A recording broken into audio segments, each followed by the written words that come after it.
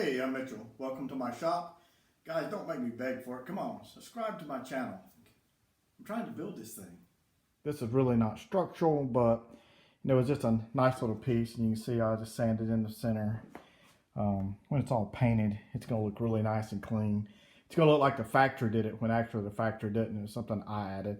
And nobody's ever really going to ever see this, but this is the difference between my modeling and others is I like to finish things off and make it look clean. And then also we did the high saw here.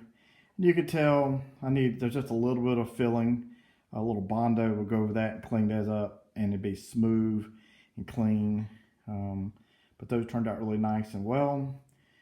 And then I just used a wooden dowel to put in there to kind of fill some of that hole up in the center there. So we still have a hole to drill here. We're going to do that today, and that's for the wiring to go through. Sometimes, guys, you got to do a little housekeeping. Look at all this dust in this thing where we've been working on it. It's time to get all that out and use a trusty vacuum cleaner, clean our shop up a little bit today.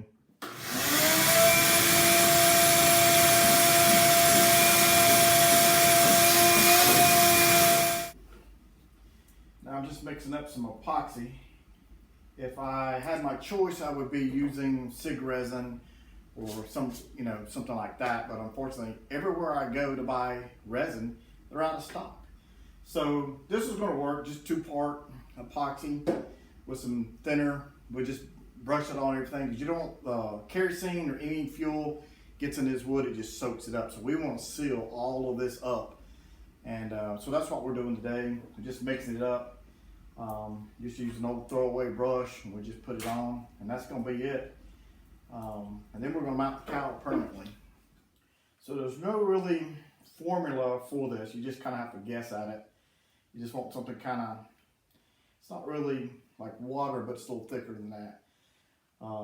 It's like all my painting and things like that. Painting is, you just kind of mix it up. You don't have to be too precise. I know some people would disagree with that, but the type of paints and stuff that I use,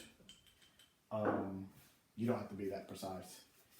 You'll know when you get done if you did it right or not.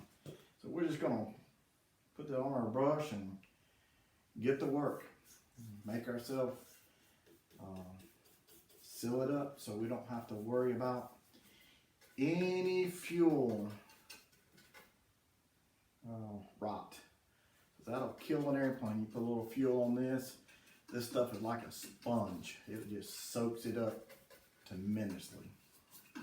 Anyway, you don't need to see me doing this whole thing. Most of you guys understand how this process works.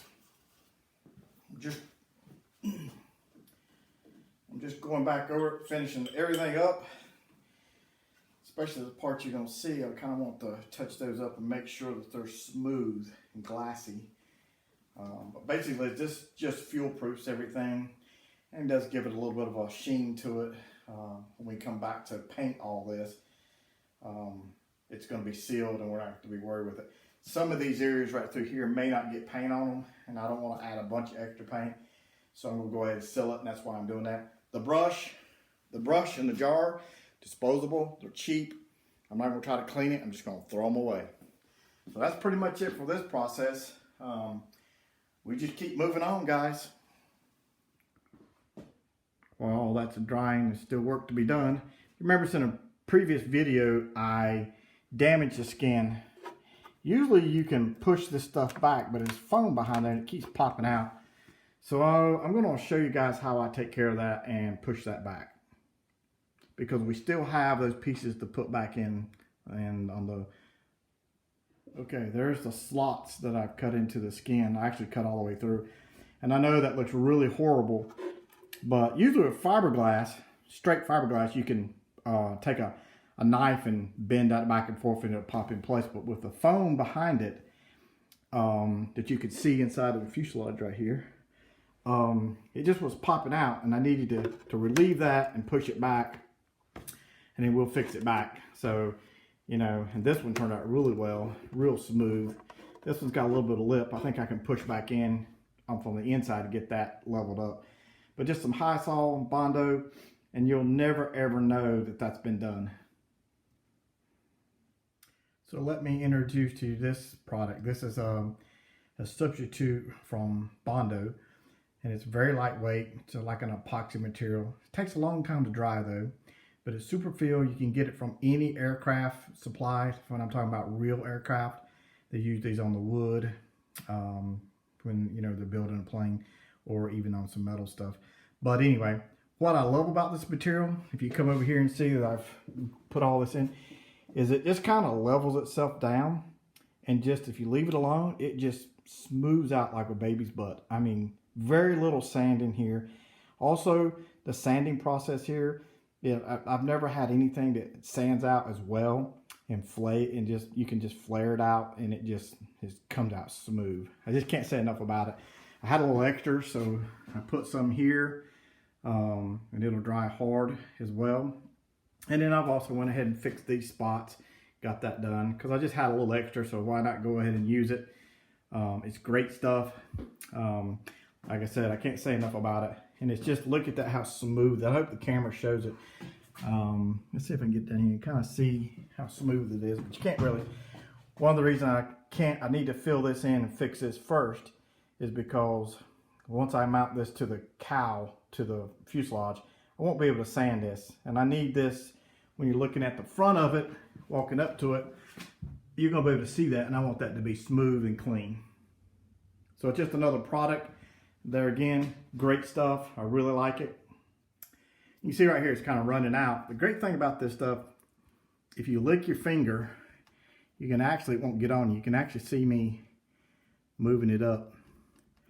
Now this may have to do this a couple of times till it's set up a little bit.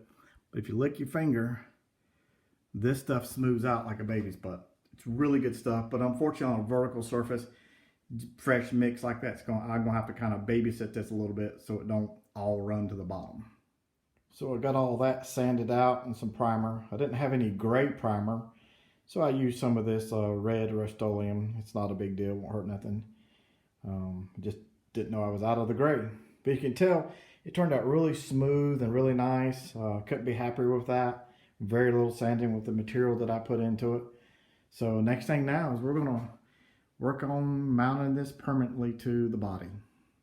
So as the glue sets up, I'm constantly checking myself and making sure, that's why I put the spinner on, and measuring all the way around, making sure everything's, nothing has moved or twisted. So I'm constantly checking myself. And then I get to pull these old ugly screws out, and that whole cowl is going to be permanently mounted to the fuselage and to the structure we built earlier. So it's kind of like just wrapping itself around the structure and just kind of covering everything up. So it's really looking good. It's another big step of getting this thing finished.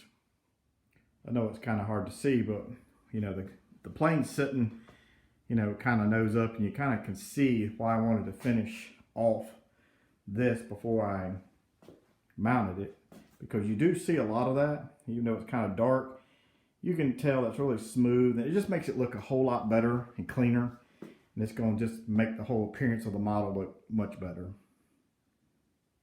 And this is why you got to keep double check on yourself. I've added this piece of ring in here to beef this section up, and it's got a little lip on it so that the cowl can sit right down and really mount real tight. But the issue with this is now back down in here, I got these bolt holes, and the bolt, there's no way to get the bolt in here now with that piece. So I'm glad I put that back in before gluing it, because I've got some issues to work out here. So you can see I cut the pieces off the bottom so I can get my bolts in. So while everything is drying up, I went ahead and taped on the cowl just to make sure my alignment is still good. And I'm pretty good except for a little gap in there. You can tell the ring is now in. Also secured the bottom of the motor mount to the fiberglass, making it more strong. This side is the best. I mean, it just, I know you can't hardly tell the tape on it, but it's the best of all. So we're just letting it set up, and I just kind of wanted to put the cowl on it, check it, make sure we're not too far off. And we're really, really close. Looks really good. So this project is doing pretty good. And if you notice, the high saw has eased out just enough. And what I did to make it clean, I just took my finger and went around it and cleaned everything up and then wiped everything down to make it smooth. And that's how you get a nice smooth joint, is you just use your finger, paper towels, clean it up a little bit. That way you don't have anything to sand. When it's dry, all you gotta do is paint it, you're done. So that's pretty much for this video, guys. Hope you guys enjoyed. Just a little more information on the cowl.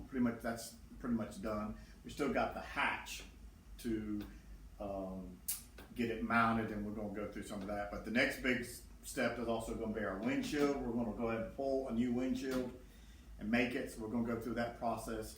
So stay tuned. I hope you guys enjoyed. Remember to subscribe.